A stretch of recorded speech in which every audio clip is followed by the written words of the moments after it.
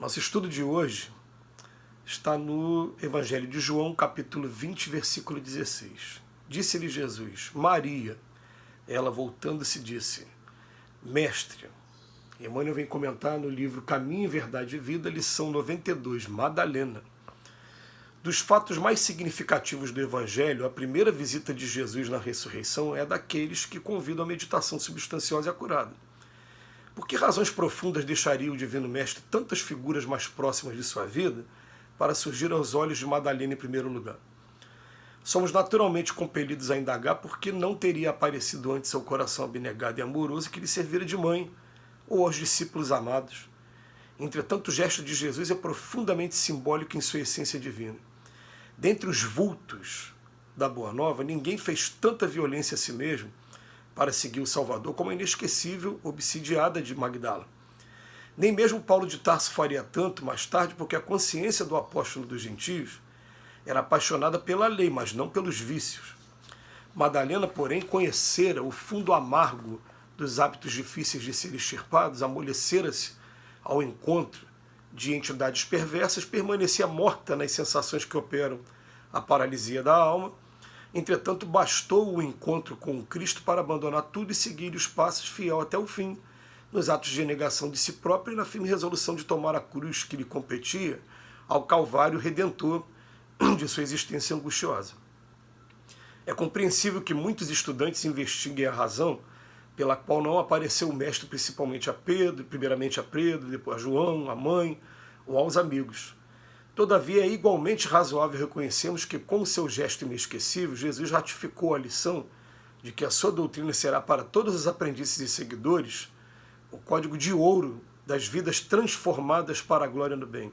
E ninguém, como Maria Magdala, houvera transformado a sua à luz do Evangelho Redentor. Muito profunda a análise de Emmanuel hoje, mas vamos fazer umas considerações em primeiro lugar. Na década de 1940, foi encontrado no Mar Morto pergaminhos do Evangelho de Maria Madalena. Maria Madalena escreveu um Evangelho, não foi canonizado pela Igreja.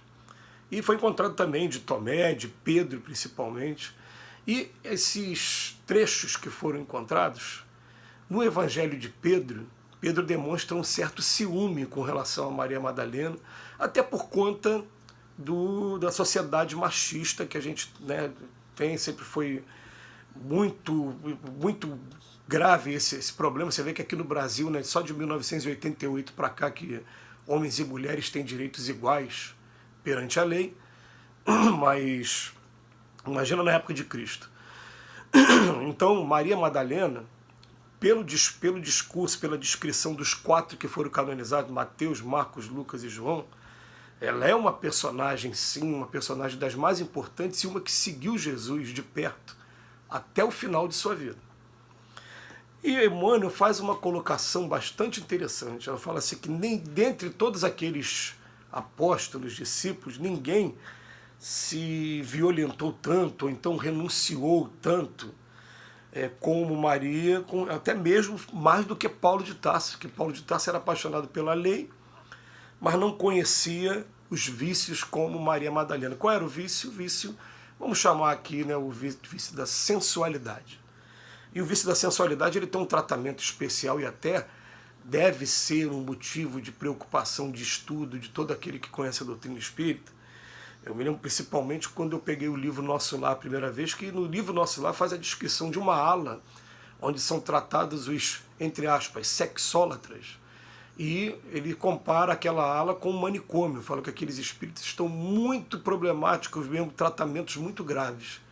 E eu fiquei pensando, o que pode levar uma pessoa viciada em sexo a depois estar numa condição de demente? E a resposta vai vindo naturalmente. Em primeiro lugar, para cá, para quem está encarnado, pode ser prazer. O prazer do sexo foi criado por Deus mesmo.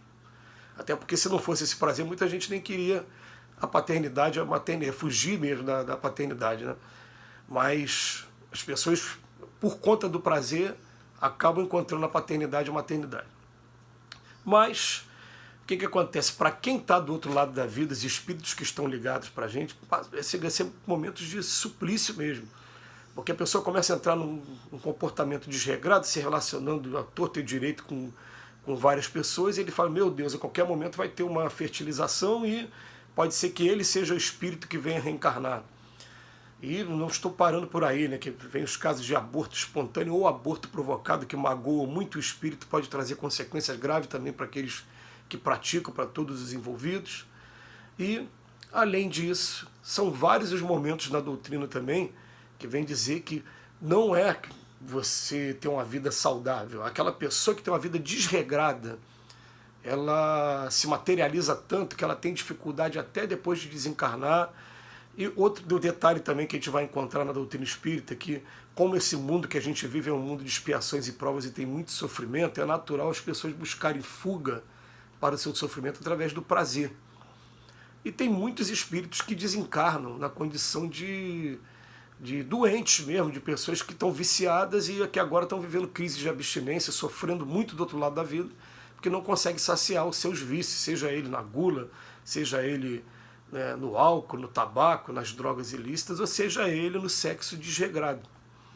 Esses espíritos vivem por aí buscando quem de nós aqui na Terra consegue dar alguma brechinha para eles. Isso acontece, é motivo de estudo mais profundo, a gente não vai aprofundar aqui agora, mas tem algumas pessoas aqui encarnadas que conseguem dar essa brecha para eles, conseguem sentir um pouquinho do prazer se ligando a gente, liga a gente, sente um pouquinho do prazer que a gente está sentindo, e aí agarra na gente como aquela oportunidade, opa, aqui eu vou conseguir saciar de alguma maneira. Então, quando ele fala aqui que a inesquecível obsidiada, ele está falando nesse sentido.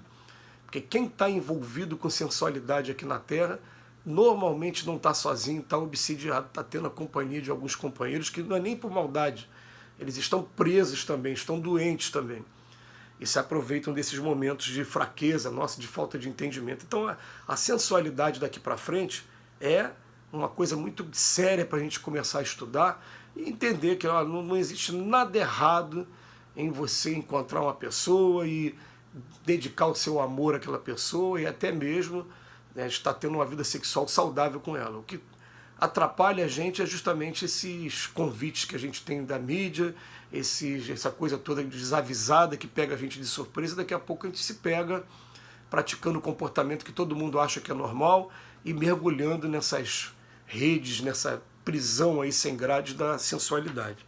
E Maria Madalena, ela é um dos personagens mais, ele bota aqui vulto, dos grandes vultos, ele chama de grande vulta. Dentre os vultos da Boa Nova, ninguém fez tanta violência a si mesmo para seguir o Salvador como a inesquecível obsidiada de Magdala. Então, muito bonito. E até uma coisa também, tem um outro estudo do Emmanuel, que o Emmanuel ele faz a questão de marcar também, Jesus usou aquela frase, né, aquele que estiver isento de pecado que atire a primeira pedra, justamente no momento também de sensualidade com Madalena, na hora que ela estava sendo apedrejada. Alguns historiadores concordam que aquele personagem é a Madalena mesmo e outros discordam, mas não vem ao caso aqui essa discussão, vem ao caso a gente pegar o lado moral aqui. O que acontece? No momento que a mulher está sendo apedrejada, Jesus aparece e ele é perguntado, né, a gente deve cumprir a lei? O que a gente faz? Né? Jesus foi provocado naquele momento. Aí Jesus olha para cada um, se abaixa no chão, começa a escrever com uma pedra no chão o pecado de cada um. Então você imagina, olha para a cara de um e fala, embriaguez. Olha para a cara do outro e fala, roubo. Olha para a cara do outro. Chegou uma hora que, conforme eles foram ficando constrangidos, foram saindo. E aí Jesus vira no final para Madalena e fala, vem cá, cadê aqueles que te acusam? Então vai, não peques mais para que nada de pior não te aconteça. Madalena foi uma discípula, Madalena escreveu um evangelho que infelizmente nós não tivemos ele canonizado para poder ter mais fontes de estudo. Madalena, inclusive, teve uma interpretação mais equivocada, mas a gente respeita. Recentemente, alguns estudiosos acreditaram até que pudesse haver um relacionamento mais íntimo entre Jesus e Madalena, o que absolutamente a gente não concorda, mas a gente vai só justificar dizendo que a gente conhece grandes missionários como Chico, como Divaldo, até em outras religiões, Madre Teresa, que não precisaram mais, o próprio Francisco de Assis, se ter a comunhão sexual, já sublimaram tanto que não precisam mais ter essa comunhão sexual.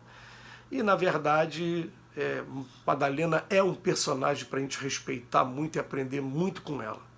Que Jesus nos abençoe hoje e sempre.